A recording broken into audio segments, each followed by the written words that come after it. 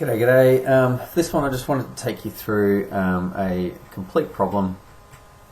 We asked to sketch something. So if we had to sketch y equals 2x cubed plus 6x squared minus 12, how would you go about that? Now, I know you could find this, you could use factorization, you could find general equations for these, but what I just want to show you is the procedure for using derivatives in calculus for making this easy to sketch. So, first thing to do when you want to know what turning points are and points of inflection, that sort of thing, we want to know our derivatives.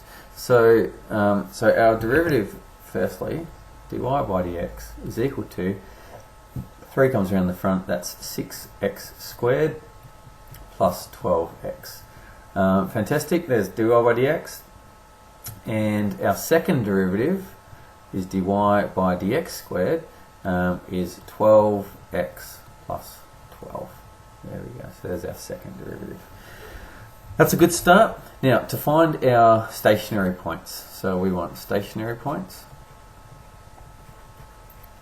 And how do we find our stationary points? Well, that's when dy by dx is equal to 0.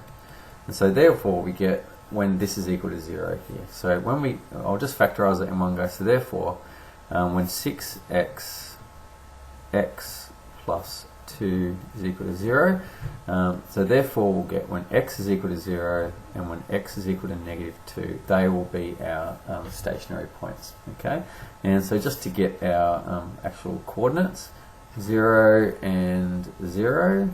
Oh, sorry, I'm looking at the wrong one. I was looking at derivative. Back to the function, when x is equal to 0, y is equal to negative 12. And when x is equal to negative 2, y is equal to negative 8 times 2, negative 16, plus 24 is negative 16 plus 2 is positive 8, negative 12 is negative 4. So they're our turning points there. Okay, fantastic. Now, are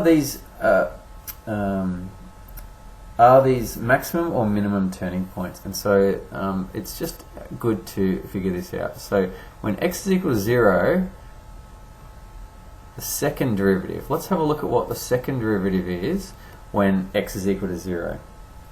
When x is equal to 0, the second derivative is equal to 12x plus 12. Okay, so we get 12 times 0 plus 12, which equals 12. Now, because this is greater than 0, what this means is that your gradient is increasing. So it's getting bigger and bigger and bigger. And basically what that means, because if it's negative and it gets bigger, bigger, bigger, bigger, bigger, hits 0 and then gets bigger, bigger, bigger, what you'll get is a local minimum at that point. So x equals 0, it's going to be a local minimum. Let's have a look when x is equal to negative 2. What you're going to get your second derivative at that point is equal to,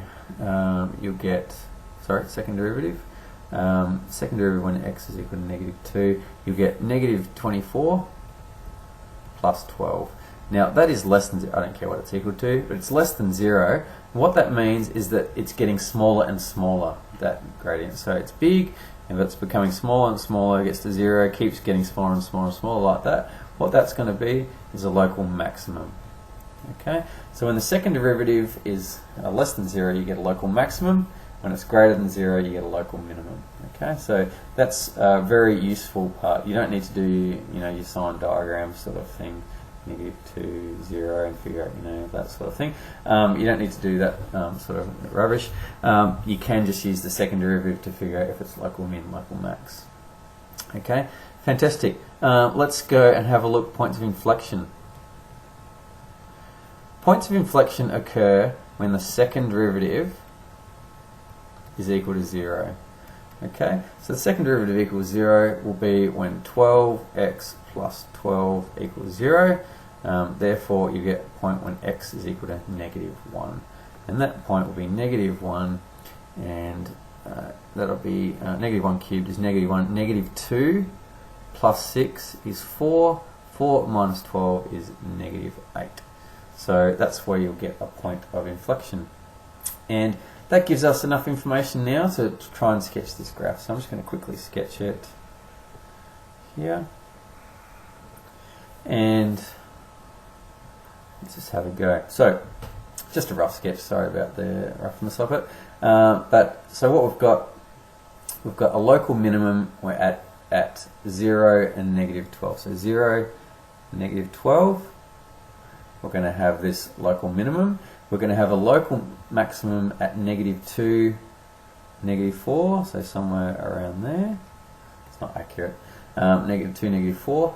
And also we're going to have a point of inflection at negative 1, negative 8, so at some point in there.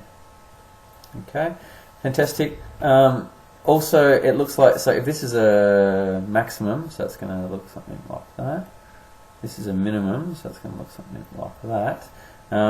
It looks like it's going to go like that. At this point, it would be also worth figuring out what your x-intercept is here when y is equal to 0. So I won't go and do that. You could use your calculator or whatever. I'm just going to save a bit of time. But you'd also figure out what your x-intercept there is there. So the graph looks like this. So it comes up, hits your maximum, goes through the point of inflection, hits your minimum, and comes up and goes through there. It looks something like that. And so you'd have to label all these points, obviously. Label, label, label, label. Label your point of inflection, your minimum, that sort of thing, and your intercept. So all the same things you'd normally do for any graph. But you can see how the derivative, when that's equal to 0, gives you your stationary points. The second derivative tells you whether they're maximum or minimums. And also your second derivative, when that's equal to 0, you get these points of inflection sitting right there. And so that's how we use calculus to help us with curve sketching. It's very, very useful.